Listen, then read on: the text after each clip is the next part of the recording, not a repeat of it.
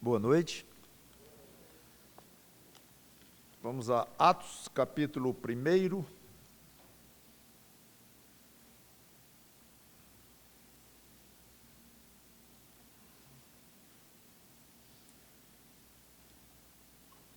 Dando sequência à nossa exposição sobre este livro.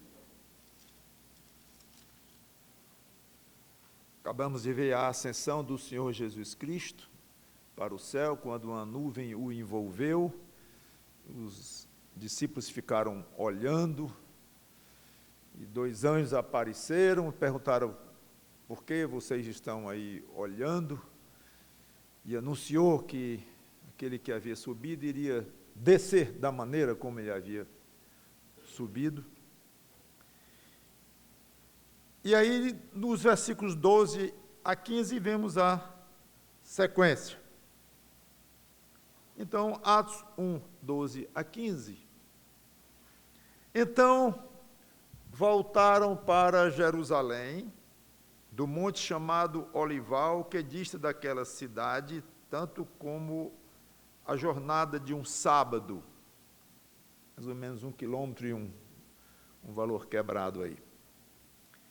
Quando ali entraram, subiram para o cenáculo, onde se reuniam, aí vem a relação dos apóstolos: Pedro, João, Tiago, André, Filipe, Tomé, Bartolomeu, Mateus, Tiago, filho de Alfeu, Simão, os Zelotes, e Judas, filho de Tiago. Todos estes perseveravam unânimes em oração com as mulheres, com Maria, mãe de Jesus, e com os irmãos dele. Vamos orar. Santo Deus, nosso bom Pai, obrigado por esta ata, este registro histórico absolutamente valioso para a humanidade inteira, da qual grande parte não dá a menor importância.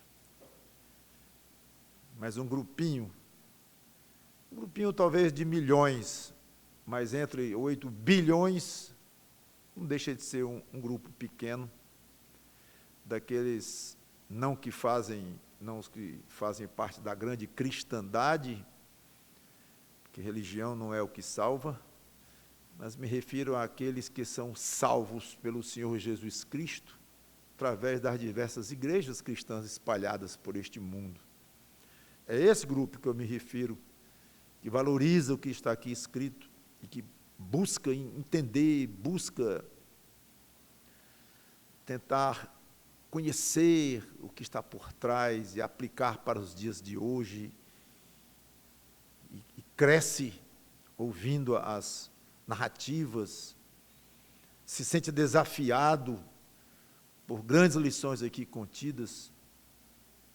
É um verdadeiro alimento para a nossa alma. Pode ser uma doutrina profunda, pode ser um relato histórico como esse, seja como for, e às vezes uma coisa está misturada com a outra, mas sempre é uma delícia para a nossa alma, para a alma de quem é salvo em Cristo, ouvir a Tua palavra. Em nome do Senhor Jesus Cristo, te pedimos e te agradecemos pelo privilégio. Amém. No versículo 15 ainda, dá um resumo do que estava acontecendo. Naqueles dias levantou-se Pedro no meio dos irmãos. Ora, compunha-se a assembleia de umas 120 pessoas e disse: antes de entrar no que ele falou, nós então o que temos aqui?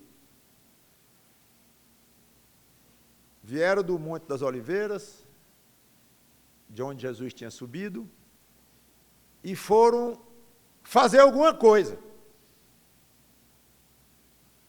Jesus tinha dito para que eles fossem testemunhar sobre ele. Já comentamos várias vezes que esse é o resumo da obrigação que Cristo tinha dado para eles, que podemos entender para nós hoje, para um crente hoje, isso aí, de uma maneira bem na essência, né?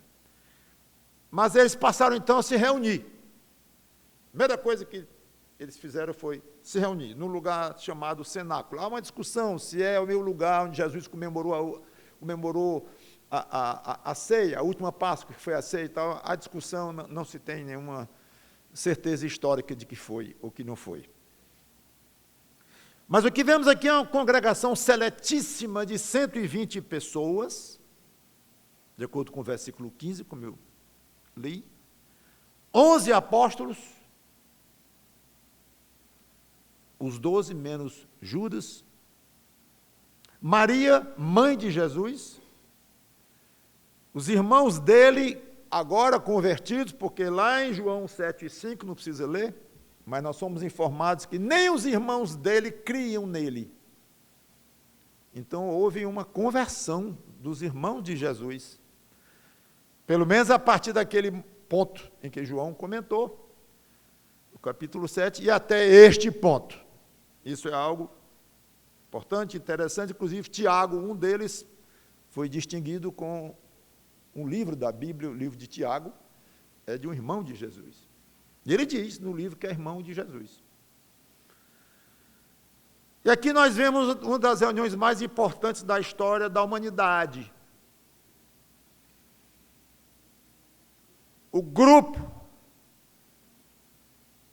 mais íntimo de Jesus Cristo, reunido para tomar providências, logo após a subida dele aos céus. Não quer dizer que não havia outro crente em Jesus Cristo, em Israel, em outro lugar, que era só esses 120. Não quer dizer isso, claro. Mas em Jerusalém estavam reunidos esses aí. Era um grupo pequeno, como nós podemos ver. É interessante a descrição da atividade deles lá. Dificilmente o que eles estavam fazendo aqui é descrito hoje, ou pelo menos é entendido hoje por nós como uma atividade. Atividade é fazer algum trabalho, atividade é algum serviço específico, é ter um certo cargo na igreja para resolver alguma coisa, é cantar no coral, é pregar, é dar uma aula. Mas dificilmente, talvez, se eu dissesse, coloque aí as atividades mais importantes do crente, não sei se muitos iriam colocar a atividade que eles estavam fazendo aqui. Uma atividade que aqueles homens e mulheres estavam fazendo aqui.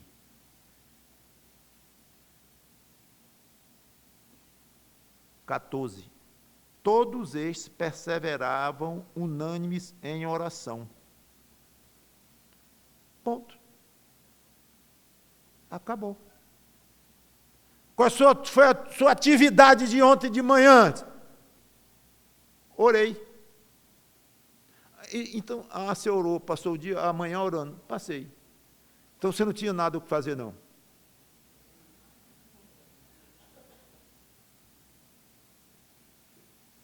Não, mas eu oro aí, meus 10 minutinhos antes de sair de casa, aí vou para as minhas atividades. Você ora ali e sai para as outras atividades, que é trabalhar e tal, muito justo, ganhar o pão que sobe do seu rosto e tal, ok. Mas a primeira que você teve ali, se é que teve, não é atividade. Pois bote na cabeça que orar é uma das atividades mais nobres, importantes do crente no Senhor Jesus Cristo. Orar pessoalmente, individualmente e coletivamente, que é o caso aqui.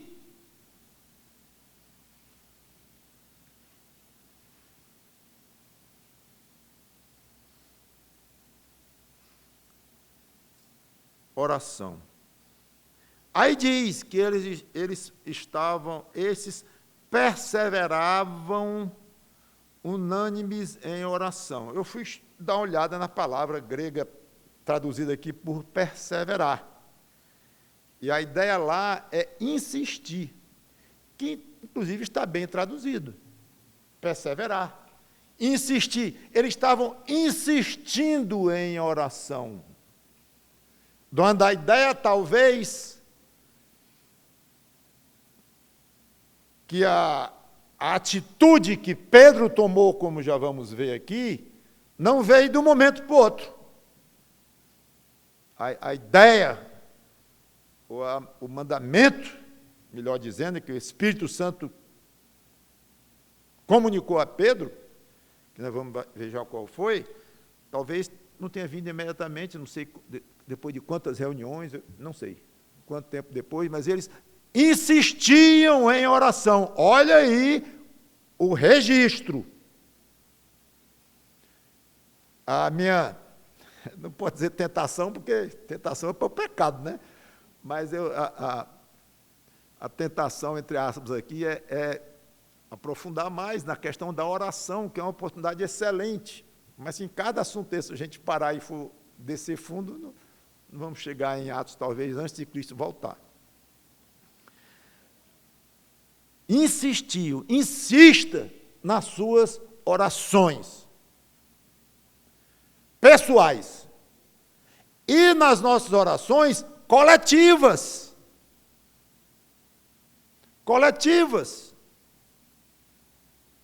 Vejam a importância diante de Deus, a ponto de registrar isso aqui nas orações coletivas e imaginar que esta igreja tem um culto coletivo por semana só. O chamado culto de oração. E tão pouco valorizado. Eu poderia usar uma palavra mais forte e dizer desprezado, às vezes por alguns crentes da própria igreja. Não fazem o menor esforço para chegar, quando deveriam fazer o máximo de esforço para chegar, porque não há uma atividade mais nobre para um crente desta igreja fazer numa quarta-feira de noite do que estar aqui orando, não no cenáculo. Talvez fosse um cenáculo lá de Israel, que é interessante, sai na mídia e é histórico, e sei lá o quê, é curioso. Mas é uma salinha qualquer aí, em que uma igreja está orando insistentemente, toda semana, pedindo a Deus coisas para a igreja, para o bem da igreja, para o bem dos irmãos. Nomes de irmãos que precisam de oração são colocados aqui, claramente, nominalmente, nomes expostos diante de Deus. E pedidos que a igreja está precisando, necessitando, não estou falando só de dinheiro, não, aliás, pouco se fala disso. Mas parece que a oração ocupava um lugar bem importante nos crentes. Deixa eu até dizer dessa forma, a Bíblia coloca num lugar muito importante, muitíssimo importante na vida do crente, a oração, tanto pessoal quanto a coletiva. E eles perseveravam, eles insistiam, e uma outra qualificação que Lucas, o autor, dá aqui, unânimes. A palavra lá, literalmente, significa com uma mente só, como se tivesse um só pensamento ali, que descreve bem o que é uma oração coletiva, são irmãos orando por alguma coisa em comum.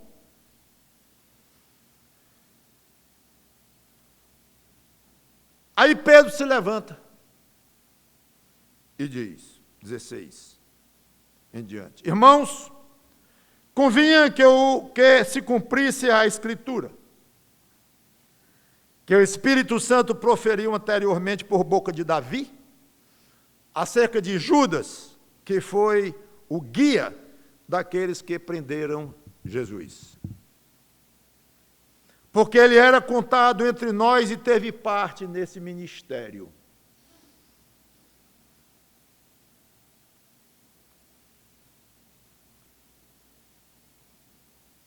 Um parênteses aqui sobre o que aconteceu com Judas. Ora, este homem adquiriu um campo com o preço da iniquidade. E precipitando-se, rompeu-se pelo meio, e todas as suas entranhas se derramaram. E isto chegou ao conhecimento de todos os habitantes de Jerusalém, de maneira que, em sua própria língua, esse campo era chamado Acéldama, isto é, campo de sangue. É um parêntese, porque, provavelmente, isto não foi incluído no discurso de Pedro. Por quê? Porque tinha acontecido naqueles dias, mas Lucas estava relatando o que aconteceu 30 e tantos anos depois. Então, Lucas achou necessário incluir aqui a história de Judas, que ocorreu mais de 30 anos antes. É curioso esse aspecto. Não teria muito sentido Pedro explicar o que tinha acabado de acontecer. Seja como for, é uma informação muito valiosa que o Espírito Santo nos dá através de Lucas, inspirado que foi para escrever aqui esse detalhe. Provavelmente, como eu disse, não Pedro, mas Lucas. Mas, afinal, Judas morreu enforcado ou porque ele caiu?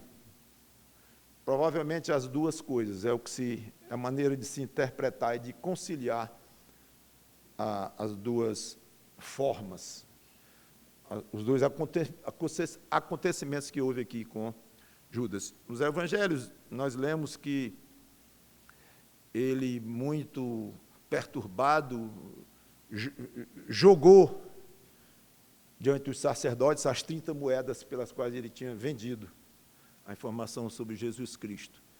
E os homens, então, o que fariam com aquelas moedas? Não eram dele, era de Judas, tinham comprado Judas assim, mas eles compraram um campo. Então, é muito provável que tenham colocado esse campo em nome de Judas, porque diz que ele comprou um campo. Adquiriu um campo com o preço da iniquidade.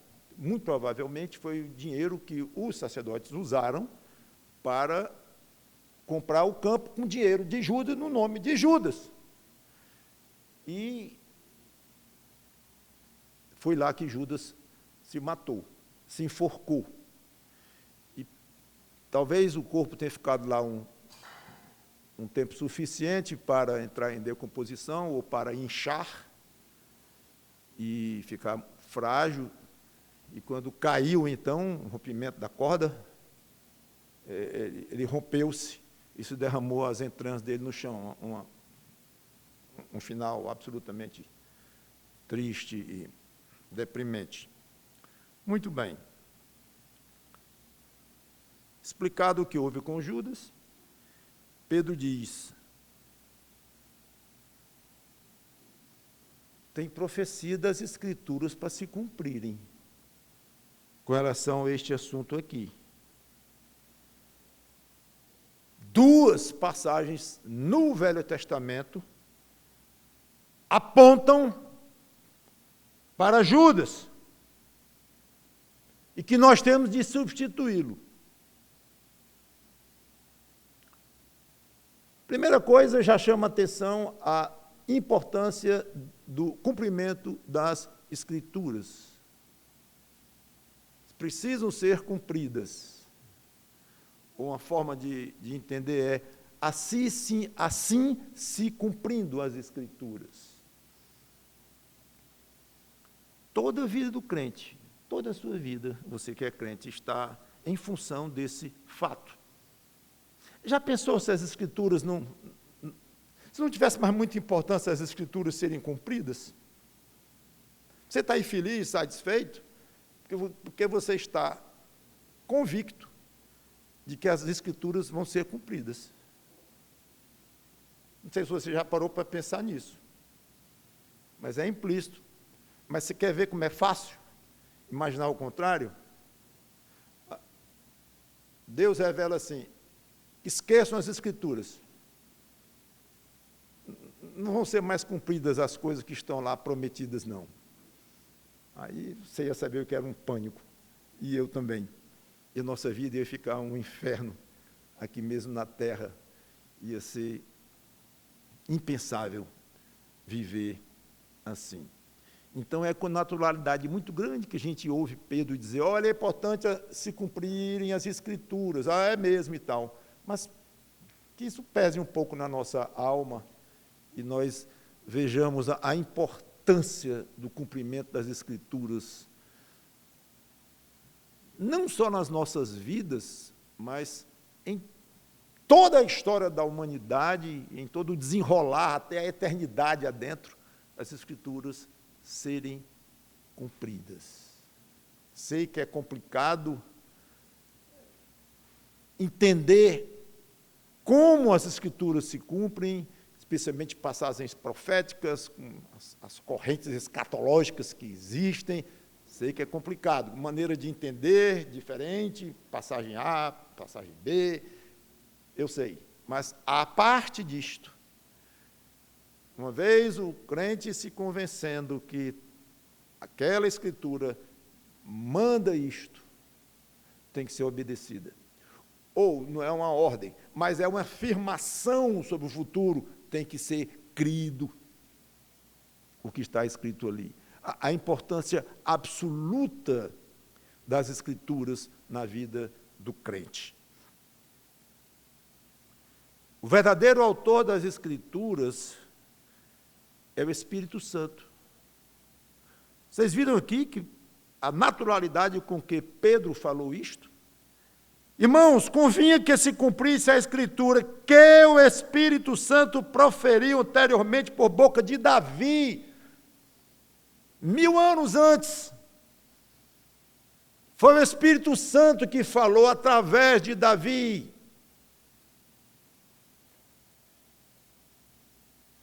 Eu acho que vale a pena ler 2 passagens clássicas sobre a inspiração das Escrituras, ou a afirmação, entre muitas outras, mas as clássicas aqui, de que é um livro, a Bíblia é um conjunto de livros de autoria divina, humana também, porque foram homens que escreveram, mas inspirados pelo Espírito Santo. Não é uma inspiração no sentido que se diz, rapaz, o fulano estava inspirado quando fez aquela poesia, né? Ele estava na veia poética e tal. Não é neste significado, mas algo muito mais profundo, muito mais consistente. A inspiração aqui fala de homens serem movidos pelo Espírito Santo, de o Espírito Santo providenciar soberanamente, divinamente, miraculosamente, que aquela pessoa, naquele momento, iria escrever absolutamente o que o Espírito Santo quisesse. E ele dirigia, movia aquela mente. Mas é tão maravilhoso, maravilhosa a maneira como Deus trabalha com o ser humano, que aquelas pessoas se sentiam como se estivessem escrevendo elas mesmas, e do jeito e das mentes deles, e estavam, mas o Espírito Santo dirigindo. E curioso é que até os aspectos, as maneiras pessoais de escrever, a forma literária com que um escrevia e o outro escrevia, os mais estudiosos percebem claramente, isso aqui é de João, é típico de João. Fazer assim, assim, assim, escrever assim, assim, assim, usar o grego da forma tal. E Paulo, isso aqui é completamente diferente. A gente percebe, eles, os que conhecem profundamente o grego, no caso. Então, acho que vale a pena ler, não vou me demorar muito lá, mas vamos até lá, até para você, se não grifou ainda essa passagem, seria uma sugestão minha, sabe? 2 Timóteo, capítulo 3, versículo 15.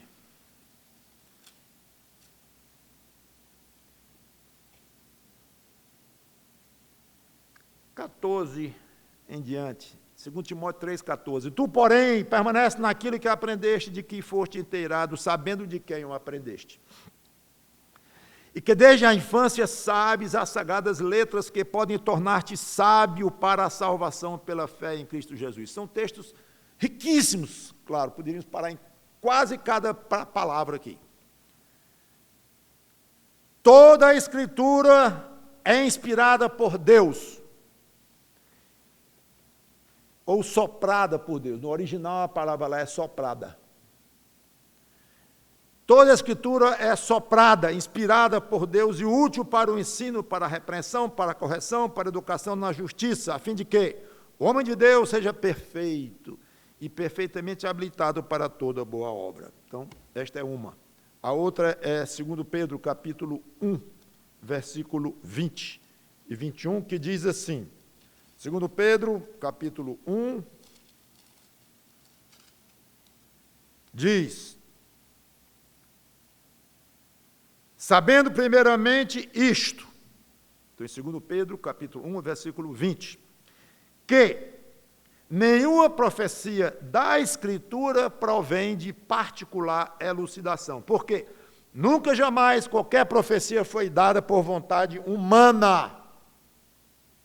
Entretanto, homens santos falaram da parte de Deus, movidos pelo Espírito Santo. O verbo lá era, eles foram soprados, as Escrituras foram sopradas nas mentes, na alma dos que a escreveram.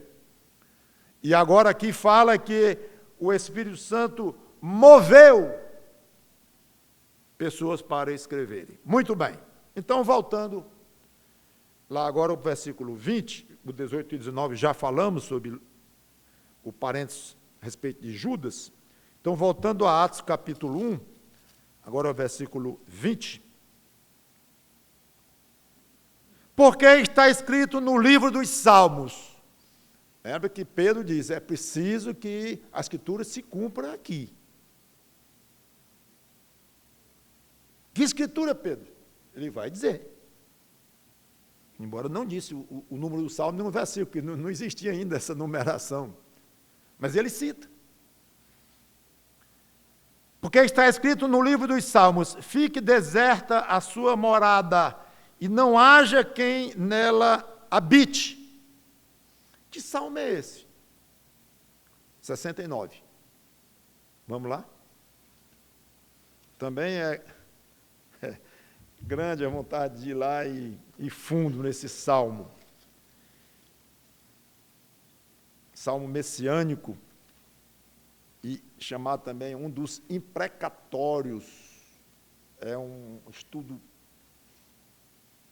espetacular das Escrituras, esses salmos imprecatórios. Um dia, talvez Deus me deu o privilégio de abordar isso com a igreja. Muito mal compreendidos, muito mal interpretados.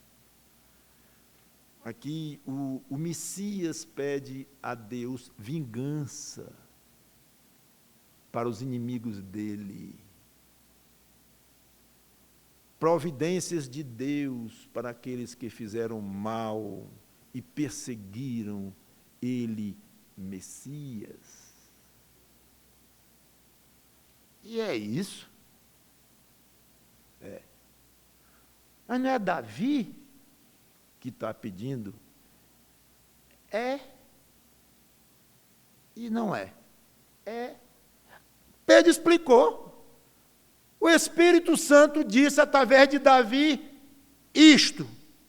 Aí ele cita o que Davi falou sobre um homem. Esse homem era Judas. O que Judas tinha a ver com Davi? Nada. O que Judas tinha a ver com o Messias? Tudo. Então era o Messias falando através de Davi.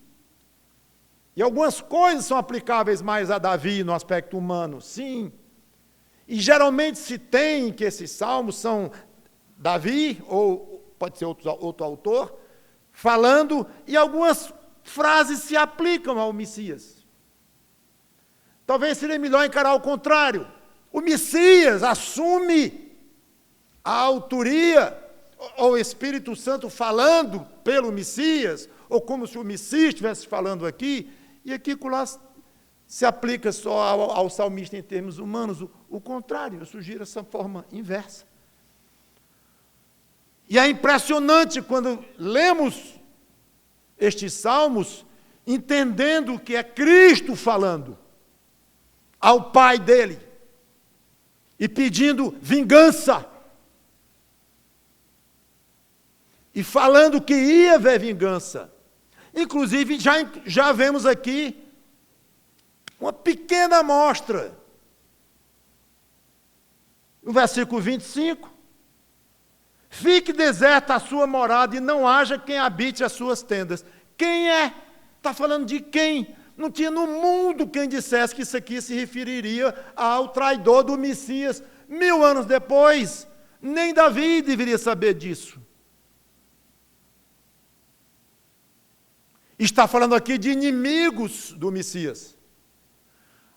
Aí, de repente, o Espírito Santo afunila através de Davi e fala de um homem, no versículo 25. E continua no 26, pois persegue a quem tu feriste, e continua falando de inimigos, de uma maneira geral, do Messias. Mas o 25, indicou como raio laser. Aí vem Pedro, um pescador, levanta e diz, opa, tem uma profecia feita 1000 anos antes, que vai ser cumprida agora. De onde Pedro tirou isso? Óbvio, pelo mesmo Espírito Santo que inspirou Davi a falar palavras como sendo o Messias, e agora Pedro fala também orientado, inspirado pelo mesmo Espírito Santo, e aplica para Judas. Uma aplicação absolutamente interessante, inesperada, que só Deus poderia fazer. Não haveria um exegeta no mundo, um erudito no mundo que poderia aplicar isso, só estudando o Salmo. Tinha que ser apontado diretamente. Isto aqui, Pedro, se refere a Judas. E não ficou num, foram 2, 109 agora.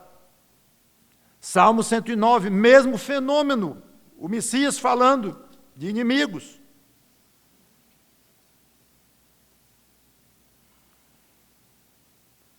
Aí no versículo 8, os seus dias sejam poucos, e tome outro o seu encargo. Não tinha como interpretar isso desta forma. Aí Pedro diz assim, isso aqui está se referindo a um homem só, Judas Iscariotes. Então, a necessidade de substituição. Eram 12, ficaram 11. Então, Pedro mostra uma necessidade bíblica. Havia 2 profecias pendentes que ninguém no mundo sabia. Deus sabia. E orienta Pedro para dizer, diga aí, que você está pendente há 1000 anos e vai ser resolvido agora. Impressionante, quando Deus resolve agir. Esse é o nosso Deus, irmãos. Na realidade, havia um outro motivo que Pedro não comentou aqui, mas muito importante, que não poderia também deixar de ser obedecido, é que Jesus disse que os 12 apóstolos sentariam em 12 tronos para julgar as 12 tribos de Israel. Não precisa abrir, está lá em Mateus 19, 28. Então, Jesus disse, aparentemente ele estava falando com os 12, incluindo o próprio Judas Iscariotes. Estava e não estava. Ele estava no sentido de que o número 12 teria que estar presente. Não poderia ser abandonado este número. Então, nesse sentido, o que Jesus disse teria que ser mantido. Mas a pessoa de um deles, Judas, ia cair fora. Mas bastaria isso para alguém dizer: Pedro, como é que fica o que o mestre nos prometeu? Judas vai sentar num trono para julgar uma das tribos de Israel? Judas? Jesus não deu solução ali, mas agora nós vemos a solução, claramente. A solução que era? Versículo 21. Voltando a Atos 1.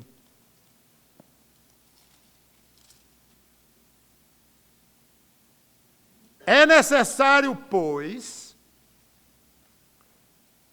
que dos homens que nos acompanharam todo o tempo que o Senhor Jesus andou entre nós, começando no batismo de João, até o dia em que dentre nós foi levado às alturas, um destes se torne testemunha conosco da sua ressurreição. Então nós vemos aqui o critério para alguém ser um dos 12 apóstolos de Jesus Cristo. Aliás, o único critério. Ter acompanhado todo o ministério de Jesus Cristo, desde o batismo até a ascensão. Este era o critério. Não era inteligência, não era cultura das escrituras, não era formação, educação, família, a tribo de Israel que pertencia. Não. Era só isso. Que tivessem estado com ele desde o batismo até o dia, passando, obviamente, pela morte, ressurreição e a ascensão. E uma vez escolhido este, a missão seria exatamente a mesma que Jesus estabelecera, e que se resumia numa só palavra que eu já disse para vocês qual é, enfatizei. O quê? Testemunhar. Observem a presença da palavra testemunha no versículo 22. Precisamente a palavra que Jesus descreveu como sendo a única obrigação, em termos básicos, essenciais, que ele queria dos seus discípulos: sejam minhas testemunhas, Jerusalém, Samaria, Judéia, Samaria, em todos os confins da terra. Falei disso e já enfatizei. Então, começando o batismo de João, que até o dia entre nós foi levado às alturas, um desses se torne testemunha conosco da sua ressurreição. Ou seja, o centro, diríamos, o destaque do que eles iriam testemunhar de Jesus Cristo não seria os milagres, importante que tivessem sido, a ajuda dele às pessoas, a maneira dele ser, tudo dele era importante, claro. Mas aqui o foco é na ressurreição dele. Nós vimos ele ressuscitado, estivemos com ele, foi até morrer. O que compete na nossa vida, até morrer, é dizer isto, só isto, ao sol. Que nós estivemos com ele, desde que foi batizado, vimos que ele morreu, e vimos que ele ressuscitou, estivemos com ele, comemos com ele, bebemos com ele, conversamos com ele, pegamos no corpo dele, pelo menos um deles, Tomé. Testemunha. E esse era o objetivo da vida daqueles 11 homens, e que seria de mais um que eles iriam escolher. E, claro, dos discípulos também, não só dos apóstolos. Aqui está concentrado tudo em cima dos apóstolos. Mas é óbvio que Jesus queria que todos os seus discípulos participassem desse tipo de testemunha. Mas a concentração aqui é nos apóstolos. Mesmo assim, lembre-se que a principal tarefa da igreja é ser testemunha do Senhor Jesus Cristo. A principal tarefa sua, na sua vida. Se alguém perguntar qual é o seu objetivo de vida, Seria interessante você fazer esse teste um dia com você próprio. O que seria colocar? Seu objetivo número 1 de vida. Claro, poderia ter várias maneiras de expressar esse mesmo objetivo. Tipo, eu quero ser um crente fiel ao Senhor Jesus. Ótimo, é isso mesmo. Mas, dentro do nosso contexto, pense, é ser testemunha de Jesus Cristo, do que Ele fez na minha vida, e eu passei por isso, não vi ressurreto como esses 12 homens. Não o vi, mas eu sei que Ele ressuscitou, porque eu ressuscitei nele.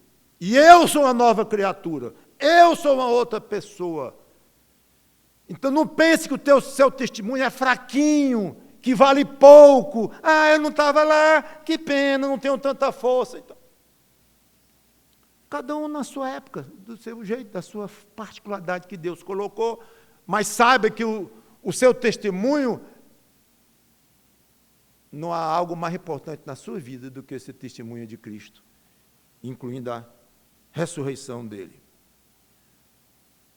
Em suma, os apóstolos foram homens escolhidos para acompanhar Jesus, foram ensinados por Jesus Cristo, treinados por Jesus Cristo, viram Jesus ressurreto e depois formaram a base para a igreja, foram investidos de grande autoridade, inspirados pelo Espírito Santo muitas vezes durante as suas vidas, não o dia todo, o tempo todo, mas em muitas ocasiões, como Pedro aqui, realizaram milagres poderosos, tornaram-se extremamente intrépidos, corajosos e morreram como mártires.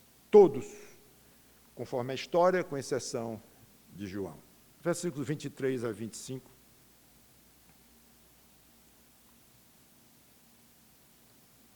Então, propuseram dois candidatos. José, chamado Barsabás, cognominado Jesus, cognominado Justo. E o segundo, Matias. E orando, disseram: Tu, Senhor, que conheces o coração de todos, revela-nos.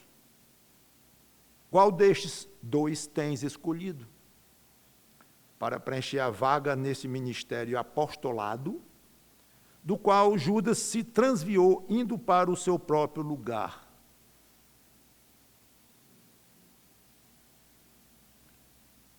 Encontraram dois que preenchiam as condições, Matias e José, chamado de Justo, como nós vimos. Mas quem é que escolheria os dois? Eles não tiveram a ousadia. Poderiam ter votado, coisa assim, mas não era o que o Espírito Santo quis naquele momento. Mas que o mesmo que escolhera os 12, sendo um à parte, já tinha até morrido, o mesmo que escolhera, então, os 11 ali presentes, que escolhesse o outro. Quem? Jesus Cristo. Foi Ele que escolheu os seus apóstolos. Bom, quanto aos aspectos externos, estavam empatados. Matias de um lado, José do outro. Eles preenchem as qualificações para o apostolado. Senhor, agora nós só vamos até aí. É interessante que ele falou em coração. É como se a decisão final tivesse baseada no que Deus veria ou estava vendo no coração de cada um. Muito interessante. O aspecto externo, formal, cumprimos. Está aqui os dois. Resolve, Senhor. Isso aí. Só tu conheces. E fizeram uma oração. Tu conheces o coração de todos. Não só deles dois, mas de todos nós. E que é bom lembrar que, como seres humanos, nós sempre teremos a mesma dificuldade de só conhecermos o exterior. É a frustração que nós sentimos todos os dias. Todos os dias. Ah, mas você fez isso porque você está me julgando. É a mulher para o marido, é o marido para a mulher, é a mãe para o filho, é o filho para o pai, é o vizinho para o vizinho. Você não sabe. Ele fez isso por causa daquilo. Você não sabe. Ele tinha pensado em fazer isso. Você não sabe. Você não sabe. Você não sabe. E você não se conforma que não sabe. E nós queremos o tempo todo ultrapassar este limite e tropeçamos feio. Não, aqui não tem uma grande novidade, não. Você sabe muito bem que não conhece o coração de ninguém e se mete a conhecer. Nós todos, e deveríamos ser muito mais frequentes nesse tipo de atitude que esses homens tiveram. Senhor, não sabemos, não. Aqui estão os dois homens aqui, agora tu resolve, porque o coração a gente não conhece, agora é contigo. Isso em muitas situações, não quer dizer que ninguém nunca vá votar, que a própria igreja fara em igreja escolhendo, igreja votando, e nós fazemos isso, quer dizer, nós fazemos porque eles fizeram, né? Mas é válido, vou já comentar isso antes de encerrar. Mas é bom lembrar que esta atitude nós devemos ter muito mais presente na nossa mente, no nosso coração. É porque, tu não sabes o que está no coração do outro. Pode ser um outro lá distante que fez um discurso político, pode ser um professor na classe, como eu disse, pode ser a esposa, pode ser o namorado. Não sabe. Mas não sabe. O pior é que às vezes a gente diz assim, eu te conheço. Conhece? Pois diz aí. 30 anos casado contigo. E eu sou tua mãe há 50. Acha que eu não te conheço? Não. Não. A este ponto, não. Claro que conhece muito.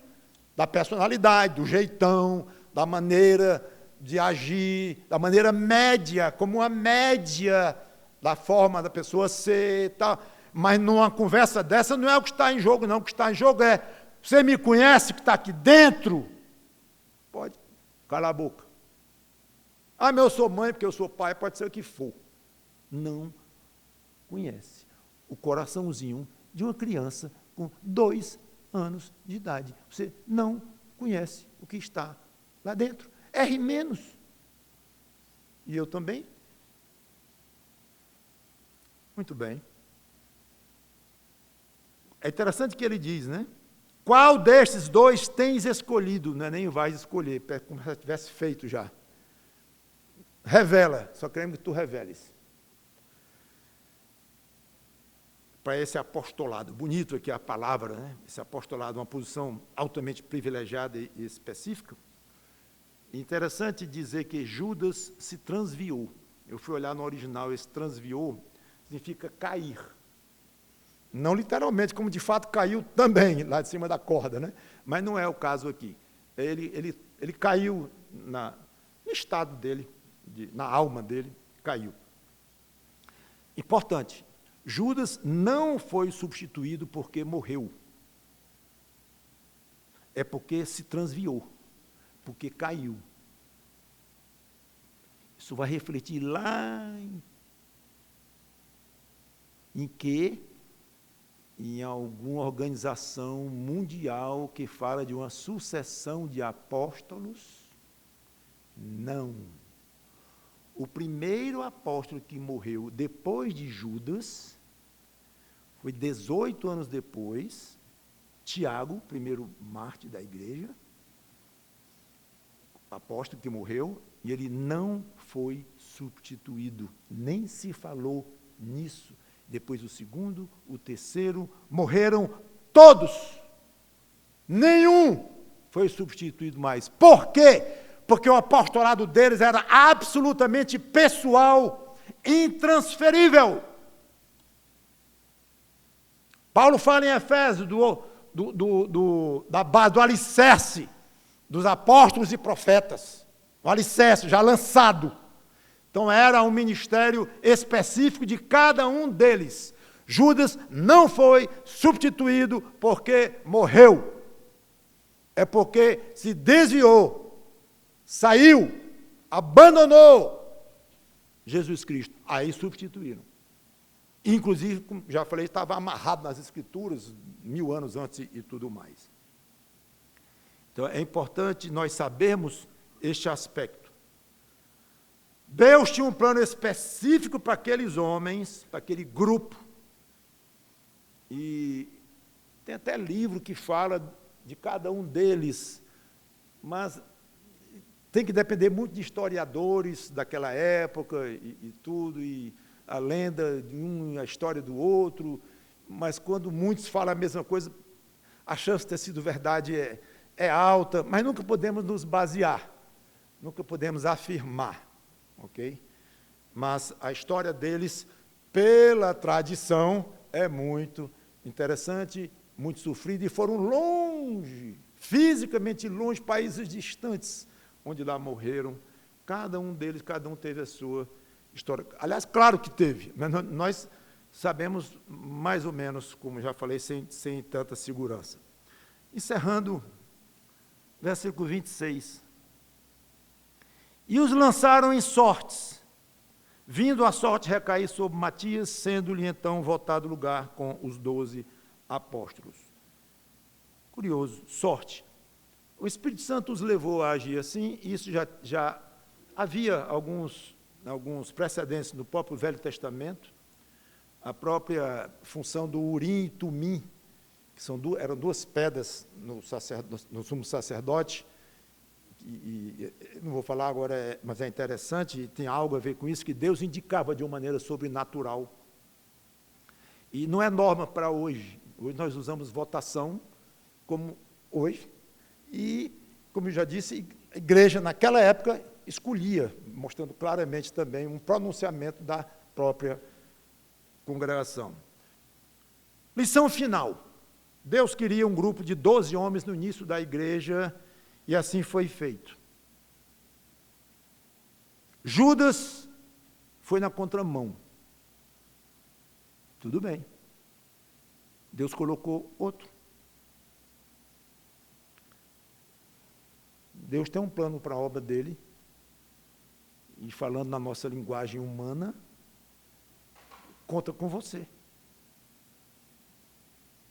Você não se dispõe, talvez até pode prejudicar o plano, atrasar o plano de Deus, não sei, mas não se preocupe. Aliás, se preocupe, porque Deus arranja outro. Ele pode lhe afastar rápido, muito mais rápido do que você pensa, de uma maneira muito mais violenta, mais radical do que você pensa. Judas foi afastado de uma maneira que você já sabe. Que nós queiramos ardentemente estar dentro do que Deus tem planejado para nós, da maneira mais gostosa possível, e esse gostosa se explica em função do que Deus está achando de nós, do que Ele está se agradando de nós. Vamos orar. Obrigado, Senhor Deus, pela Tua palavra, que o Teu Espírito Santo nos ajude a entender estas coisas e a viver por elas. Em nome do Senhor Jesus Cristo. Amém.